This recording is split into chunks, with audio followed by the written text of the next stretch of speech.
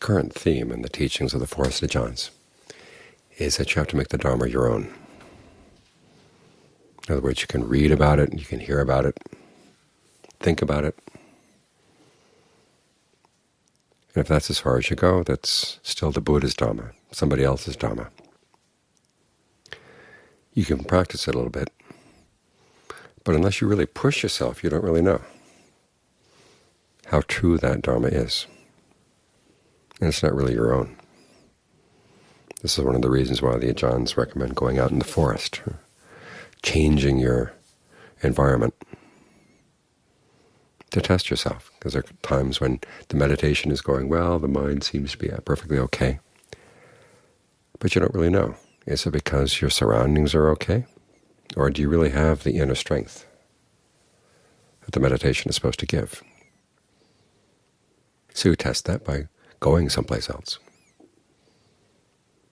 For lay people, it means coming here to the monastery. For the monks, it means going out,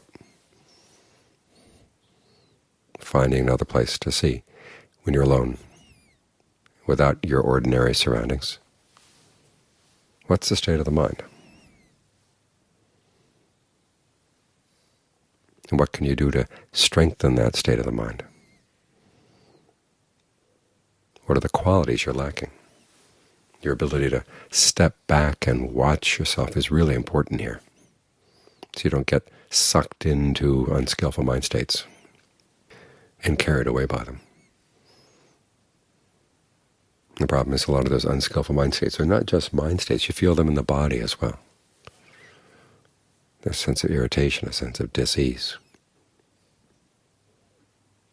And because you're in the body, okay, you're going to be in that mind state too. That's the normal way of thinking.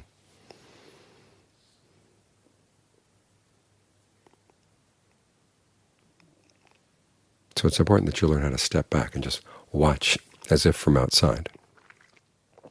The breath gives you a good place to do that. This is when you begin to appreciate the usefulness of the breath and the reliability of the breath. It's always your home. You can always work with it, no matter what. Even when you're sick, you can work with the breath in a way that can turn a heavy pain into a lighter pain, or at least put you in a place where the pain doesn't have to really stab at the mind.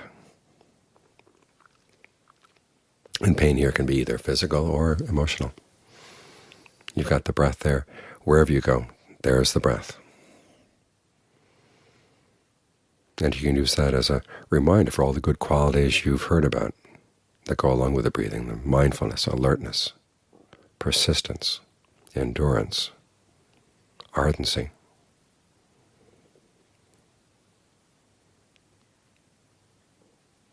Push yourself so that you can see, okay, these things really do provide a good foundation for the mind.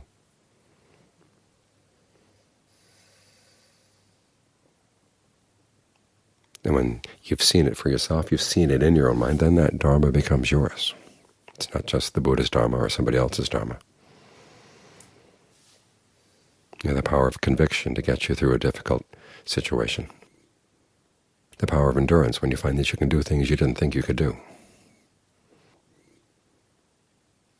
It gives you a lot more confidence. And we need to test these things, because we face a lot of issues in life that we don't like to think about, and many of us don't prepare for, but we do have to prepare. Aging comes, and you find that certain of your bodily functions no longer work. There's a great passage in the canon where a king says that when he was young he thought he had the strength of 2 men. And now that he's 80, he thinks of putting his foot one place, and it won't even go there, it goes someplace else.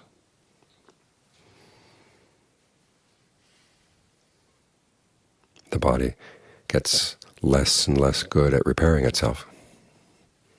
So actions that used to not take too much out of you, that you could used to be able to recover from very quickly, you find take longer and longer to recover, and after a while it doesn't seem like it's recovering at all.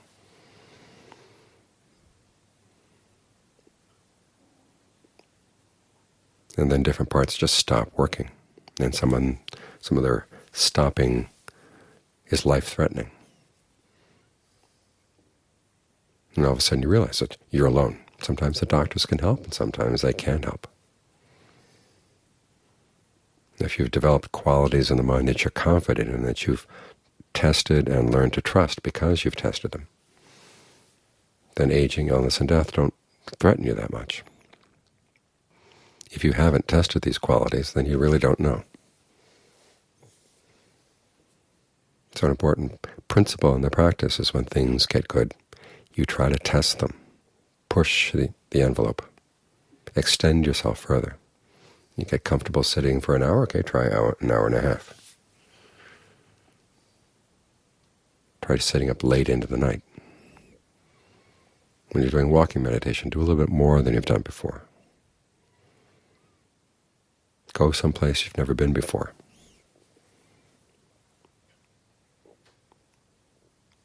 And see what you have inside to fall back on.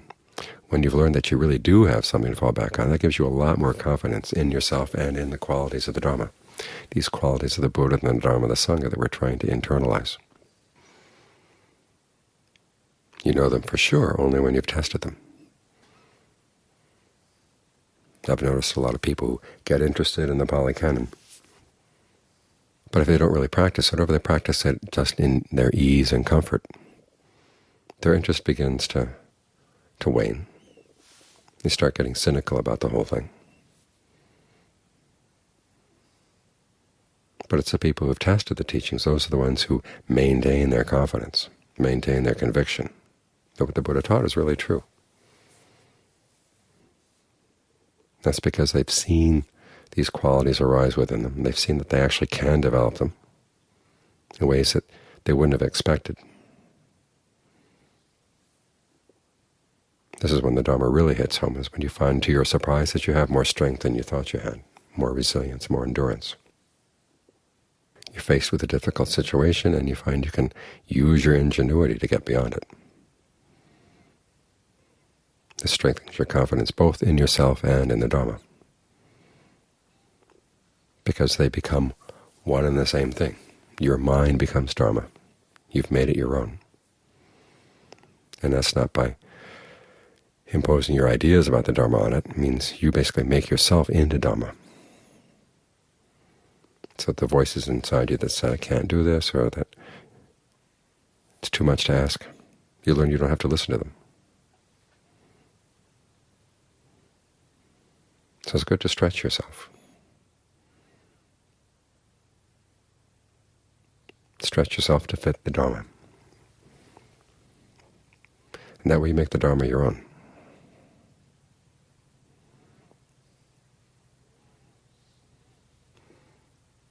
And when it's really your own, there's a nice passage in the canon where someone says that even if the whole world rose up against the Buddha,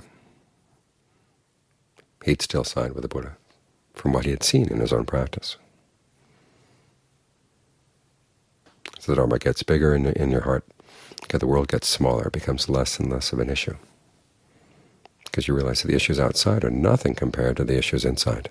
And you start straightening out these issues inside, the battle is won.